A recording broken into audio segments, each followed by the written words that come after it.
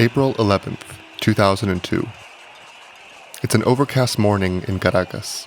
The air pulses with anticipation. Hundreds of thousands have taken to the streets, flooding the Venezuelan capital with a sea of bodies. Flashes of red, blue, and yellow, the colors of the Venezuelan flag, move through the crowd. The sharp blasts of whistles and the clatter of metal pans echo through the streets. But then, the enormous mass of protesters is redirected. And soon, the march takes on a life of its own, moving forward to Miraflores, to the seat of power, to Hugo Chávez. And from inside the presidential palace, the chants must have sounded like a distant thunder.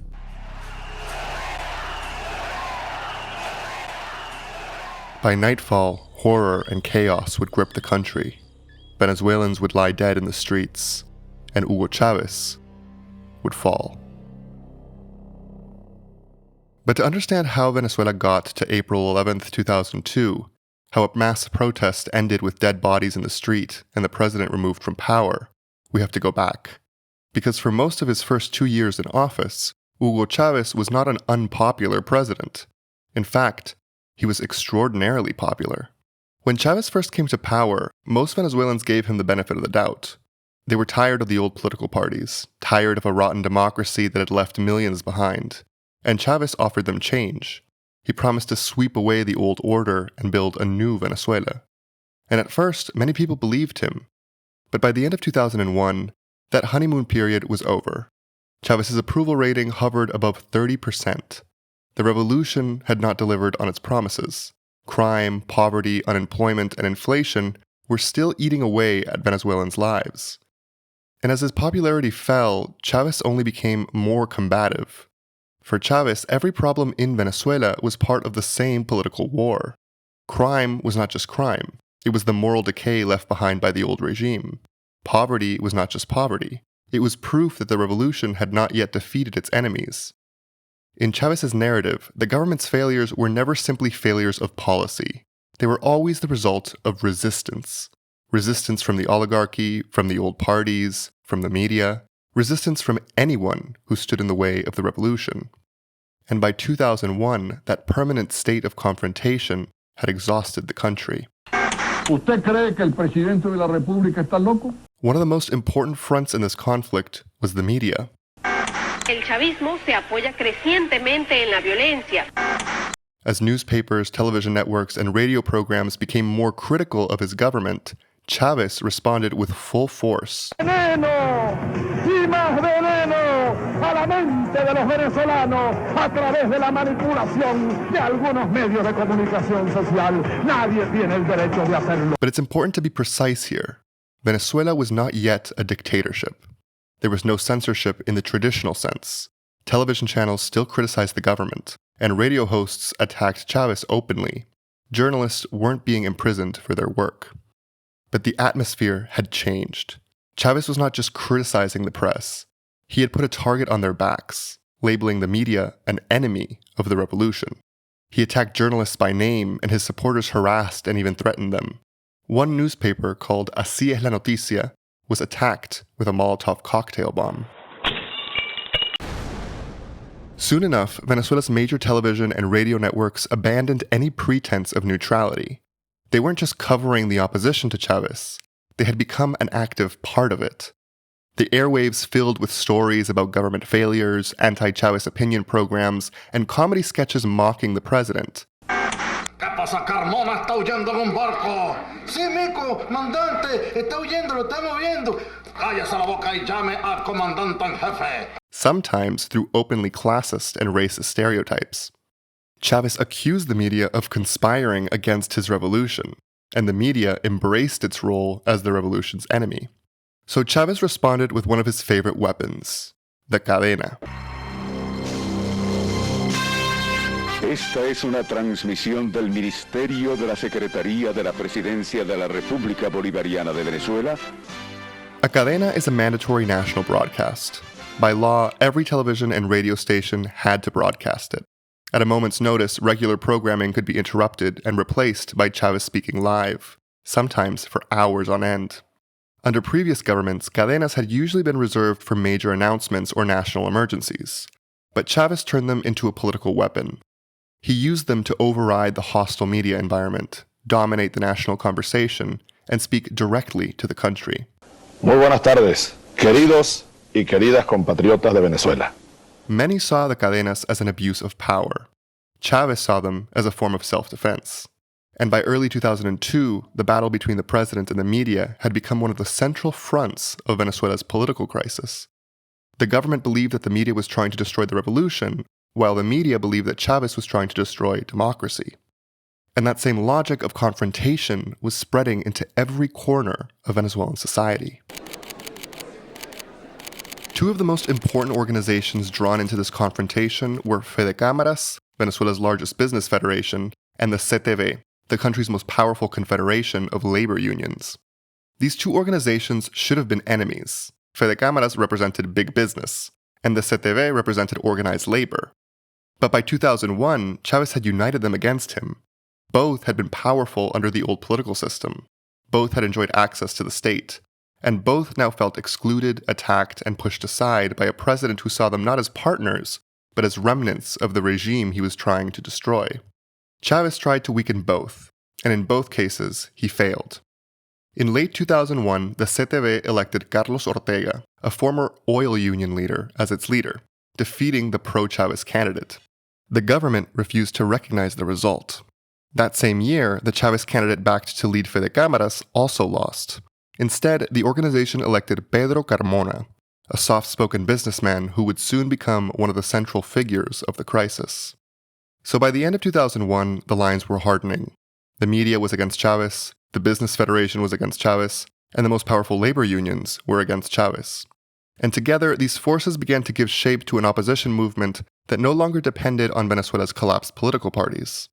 This was a loose coalition of institutions, interests, and fears, united less by a shared program than by a shared enemy, Chávez. And so the country was becoming more polarized, more volatile.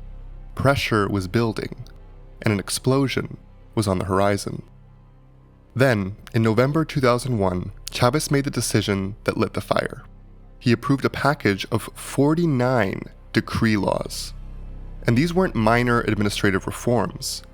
These 49 laws involved a massive overhaul of some of the most sensitive areas of Venezuelan life: land, agriculture, fishing, banking, finance, criminal law, and the oil and gas industry. 1 year earlier, the National Assembly had granted Chávez special powers to legislate by decree until November of 2001. But by late 2001, Chávez's political position had weakened, and several members of his coalition had broken away. He no longer had the legislative support he once enjoyed. So if Chávez wanted to pass these reforms, he had to do it before his special powers expired. And that's exactly what he did. On November 13th, 2001, just 1 day before his decree powers were set to expire, Chávez approved the 49 laws by presidential decree. There was no parliamentary debate, there was no public consultation, none of that. He pushed everything through with the flick of a pen. Laws that had been drafted in secret were now pretended to reform the entire state. The process was so rushed that some of the laws were incomplete. Others had to be reformed after the fact. But perhaps the most controversial measure was the land law, which allowed the state to take over agricultural land if it deemed it unused or unproductive. To Chávez and his supporters, these laws were the revolution in action. But to his opponents, this confirmed their worst fears. The president was not only bypassing the institutions he claimed to rebuild, he was ruling by decree. Announcing 49 laws at the very last minute, hours before his special legislative powers were to expire. Millions were outraged. For PDVSA and the CTV, this was the breaking point. Chávez had no intention of withdrawing these laws. So they called a 12-hour national strike for December 10th, 2001, the day that the laws were set to take effect. Business and labor, two adversaries now standing on the same side, against the president, against Chávez. On Monday, December 10th, 2001, Caracas woke up to an eerie silence. The usual roar of traffic was gone. Empty streets, schools and universities canceled classes. Until the very end, Chávez had tried to stop the strike. According to Pedro Carmona, who was president of Fede Cámaras, the pressure reached him directly. José Vicente Rangel, Chávez's Minister of Defense, went to Carmona's home and urged him to suspend the strike. He warned that Chávez could become dangerous if cornered, and Carmona answered with disbelief. José Vicente, what are you trying to say? That the wolf is coming for us? The wolf is already here. Having failed to stop the strike, the Chávez government now tried to drown it out, to hide the truth and redirect public opinion. All day, the airwaves were saturated with non-stop cadena broadcasts, displacing normal television and radio with mandatory government programming. And the goal was obvious: prevent images of empty streets, closed businesses, and a paralyzed capital from dominating the news. But the cadenas only made people angrier. In middle-class neighborhoods, residents responded with cacerolazos. They leaned out of their windows and stood on balconies, banging metal pots and pans whenever Chávez appeared on screen. On the day of the strike, Chávez appeared at La Carlota military base in Caracas, dressed in his full lieutenant colonel uniform. As military planes flew overhead, he launched into a furious speech. He threatened the strike organizers. He insisted that the strike had failed. But from the surrounding apartment buildings, the sound of the cacerolas began to rise. And when Chávez heard them, he challenged the residents to come face him. So they did. People came down from their apartments carrying pots and pans, walking right up to the fence of the military base. In the end, the strike didn't bring down the government, but it changed the political equation. Because for the first time, the opposition showed that it could paralyze the country, and soon, that it could bring people into the streets. A few weeks later, on January 23, 2002, the opposition tested its strength again. This time, Carlos Ortega and the CTV organized a massive march in Caracas. The turnout was enormous. Hundreds of thousands filled the capital, proof that the opposition movement was growing. But Chávez refused to back down. He refused to repeal or even discuss the laws. Instead, he radicalized. Remember that Chávez didn't build his movement alone. He came to power with the help of several parties from the Venezuelan left, parties like Movimiento el Socialismo and Patria para Todos, whose leaders helped him organize, campaign, and mobilize voters. But after the December strike and the January march, that alliance began to break down. The more moderate forces inside Chávez's coalition were increasingly uncomfortable with the direction of his government, and Chávez responded by pushing many of those moderates aside, reorganizing his cabinet and surrounding himself with hardline loyalists. And the cost of that decision was immediate. Some of the people who had helped build Chávez's movement began to break away. And the most important was Luis Miquilena. Miquilena was not just another official. He had been one of Chávez's closest advisors, a political mentor, the architect of his 1998 campaign, and the former president of the Constituent Assembly. He was also the bridge between Chávez and the more moderate wing of Chavismo. Behind the scenes, Miquilena helped manage the coalition and keep Chávez's congressional majority together. But after January 23rd, he resigned as Minister of the Interior. Miquilena had not turned on Chávez publicly, but his departure sent a clear message. The moderate phase of Chavismo was ending. The president was closing ranks, and the opposition was getting stronger. By early 2002, Venezuela was headed towards total rupture. And that rupture included the armed forces. Chávez had built his political identity around the military. His revolution was wrapped in military symbolism. But by February 2002, a slow drip of high-ranking military officers began publicly calling for the president to resign. Still, his government dismissed the warnings. Defense Minister José Vicente Rangel insisted that these declarations had no real support inside the armed forces. And Chávez seemed confident. When he was asked whether he feared a coup like the one that had overthrown Salvador Allende in Chile, he brushed the concerns aside. Las Fuerzas Armadas chilenas de aquel entonces no son para nada parecidas a la Fuerza Armada venezolana de hoy. The armed forces of Chile at the time are nothing like Venezuela's armed forces today. Yo soy un militar, yo vengo de allí, conozco especialmente el ejército como la palma de mi mano. I'm a man of the military. It's in my background. I know the army in particular, like the palm of my hand. But just a few months later, the Venezuelan military would turn on him. And then the crisis reached the most important institution in Venezuela, PDVSA, Petróleos de Venezuela, the state oil company. But PDVSA was not just another state company, it was the state company. This was the company that managed the country's most important resource, oil. For decades, PDVSA had operated with an unusual level of independence. It was owned by the Venezuelan state, but it was not supposed to be controlled directly by politicians.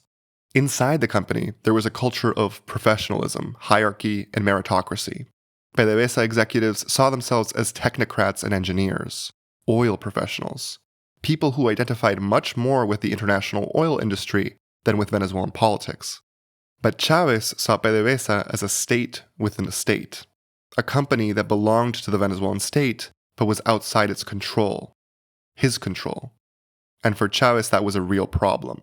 Because without control of PDVSA, he didn't have full control over Venezuela's oil revenue. And without that oil revenue, the revolution had limits. So in February 2002, Chávez made his move. He appointed a new board of directors for PDVSA. This immediately set off alarm bells across the company. The issue was not simply that the president had appointed a new board, because Venezuelan presidents had always appointed PDVSA's leadership. The issue was who he had appointed. In the past, PDVSA presidents and board members were usually promoted from within the company. They were people with decades of experience in the oil industry. But Chávez's new appointees were seen as political loyalists, people with limited oil sector experience but strong ideological loyalty to Chávez. And the new PDVSA president, Gastón Parra, made the government's intentions clear. He said, "We will carry out the transformation of PDVSA, for which we have fought for so many years, in accordance with our ideological criteria and thought." To PDVSA workers, this sounded like a declaration of war. So senior PDVSA officials began speaking out, which was very unusual. PDVSA normally avoided open political confrontation. Its executives were bureaucrats and oil technocrats, not politicians. But now they believed that the company itself was under attack, so they took a stand. In March 2002, Chávez accused PDVSA managers of behaving like oligarchs. He said that they had been indoctrinated by previous governments. He accused them of trying to sabotage the revolution and privatize the oil industry. PDVSA's workers responded with an open letter demanding respect for the company's independence. And almost overnight, PDVSA became the center of the national crisis. The opposition rushed to defend it.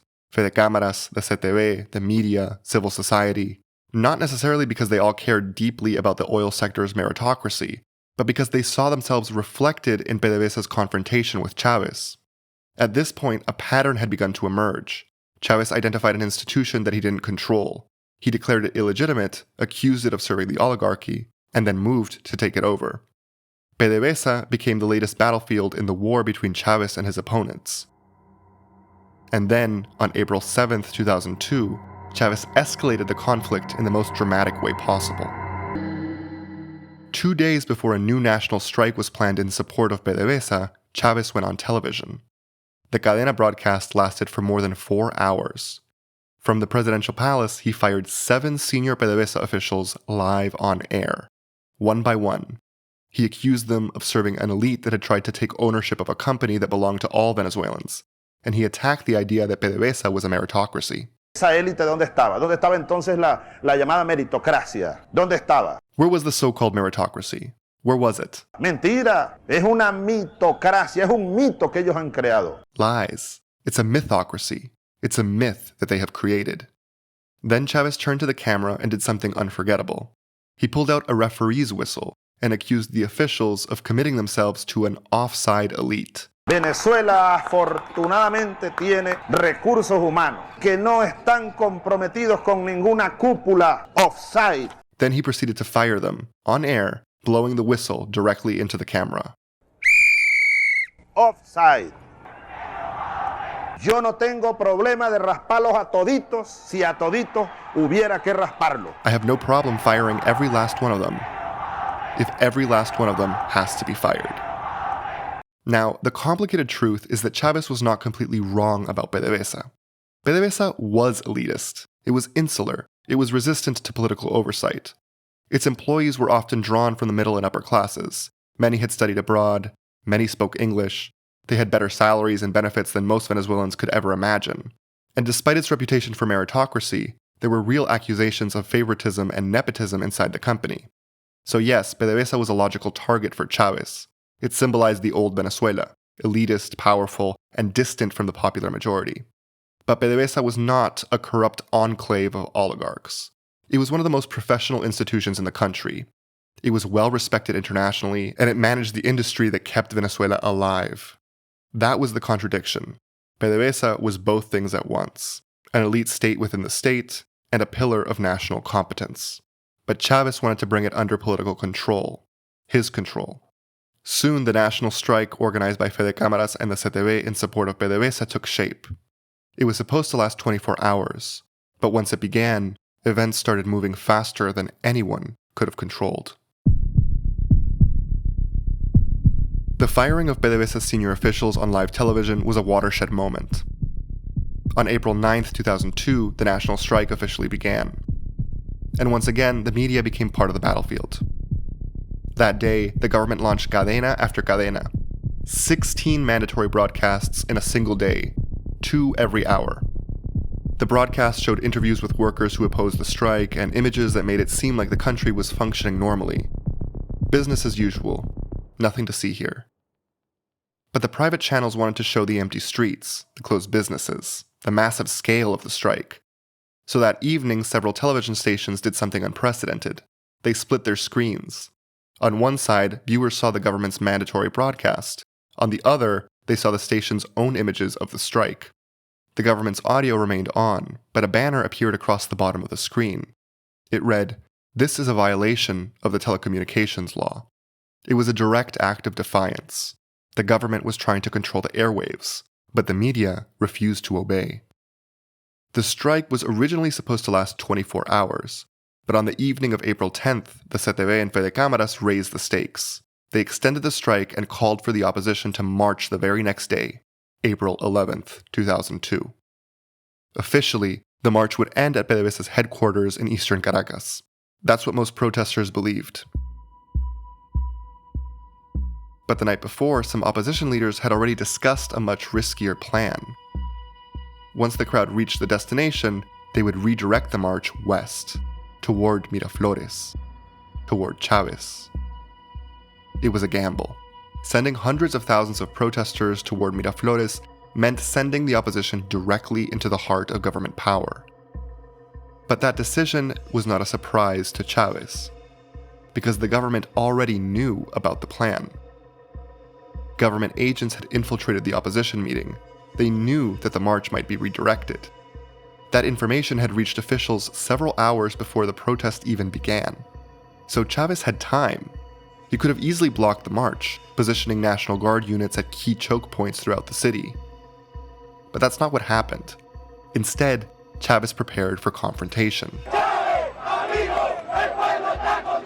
Thousands of his supporters were called to surround the Miraflores Palace. And behind the scenes, Chávez reached for another tool, Plan Ávila. Plan Ávila was a military contingency plan used to send troops into the streets during moments of extreme unrest. It was the very same plan that President Carlos Andrés Pérez had activated during the Caracazo in 1989, when soldiers opened fire on civilians and hundreds were killed. The memory of that massacre still haunted Venezuela, and that's what made Plan Ávila so dangerous. The army wasn't trained for crowd control. Soldiers were trained for war. They carried lethal weapons. They weren't equipped to manage a massive civilian protest in the middle of Caracas. Activating Plan Ávila meant putting the army on the street against the people, a bloodbath at the hands of the military. And on April 11th, as the crisis deepened, Chávez gave the order. April 11th, 2002 was unlike any protest Venezuela had ever seen in its history. The organizers thought that if 150,000 people showed up, the march would be considered a success. But hundreds of thousands flooded the streets of Caracas. Some estimates placed the crowd at 500,000 people. Others claimed it was 1 million. With only 12 hours' notice, the opposition had organized one of the largest demonstrations in Venezuelan history. And as the march moved through the city, it felt almost surreal. People ran into old friends they hadn't seen in years. Former classmates, co-workers, neighbors, ex-lovers. Grandparents marched beside their grandchildren. People cheered when a group of nuns passed through the crowd. And then, word began to spread through the crowd. The march was going to Miraflores. And at that moment, something shifted. For many, the size of the march seemed to change what was possible. The bodies, the noise, the fury, it all created an undeniable feeling that the government would not survive the day. So the march moved west. But as the crowd advanced, some people noticed something strange. There were no serious roadblocks, no real barrier stopping the march from moving across the city. Even on short notice, the National Guard should have been able to block the route at several points before the protesters got anywhere near the palace. But the march kept moving, block after block, closer and closer to Miraflores. And near the palace, the situation was already explosive. Chávez's supporters had gathered outside the palace. Opposition protesters were moving towards the palace as well, and between them stood police officers and National Guardsmen, badly outnumbered, trying desperately to keep the two crowds apart. But there was too many people, too much anger, and too little control. Skirmishes broke out, tear gas filled the air, loud bangs echoed through the streets. And then, the shooting started. No one knows with certainty who fired the first shot. That question remains one of the central mysteries of that day. In the years that followed, each side blamed the other. But there were persistent reports of snipers shooting from nearby rooftops.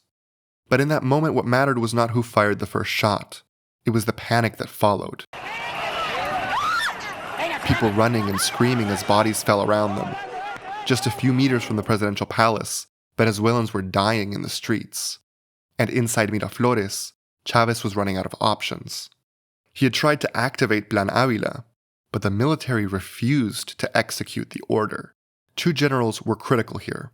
General Efraín Vázquez Velasco, the commander of the army, and General Manuel Rosendo, the head of the Unified Command. Both men were considered loyal to Chávez and the government. But when Chávez gave the order to activate Plan Ávila, they refused to carry it out. Rosendo reportedly turned off his phone, knowing that the order was coming. Rosendo, entonces, mira, te ordeno la aplicación del Plan Ávila. At the very moment when Chávez needed the military chain of command to obey, it began to fracture. And that's when Chávez went on television. Another cadena broadcast. As the violence unfolded outside, the president appeared on screen, seated behind a wooden desk, dressed in a suit and tie. But once again, the television stations defied the president. They split their screens. On one side, Venezuelans saw Chávez speaking calmly on the cadena. On the other, live images from the massacre outside the palace.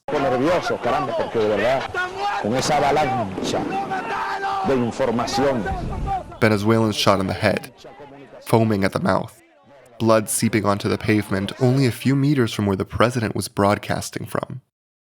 The contrast was devastating. For more than 2 hours, Chávez continued to speak as the violence continued. Every few minutes, an officer would enter the frame and hand him a note with updated information. Chávez would read it, pause, and then keep talking. For many watching at home, that image was impossible to forget. The president speaking in his most natural voice as Venezuelans died right outside the palace. By the end of the day, roughly 20 people had been killed and more than 100 were injured. There were dead and wounded on both sides. But politically, the damage to Chávez was insurmountable. Near the end of the broadcast, Chávez announced that he was taking the private television stations off the air for conspiring against the government. But by then it was too late. The country had already seen it all: the bodies, the horror, the blood on the pavement. By nightfall, the walls were collapsing around Chávez.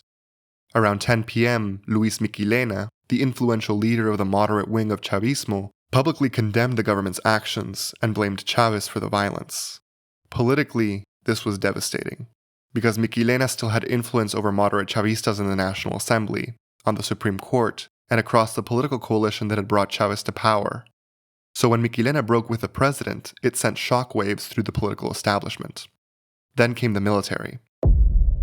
That night, the television station Venevisión aired dramatic footage captured by one of its news crews.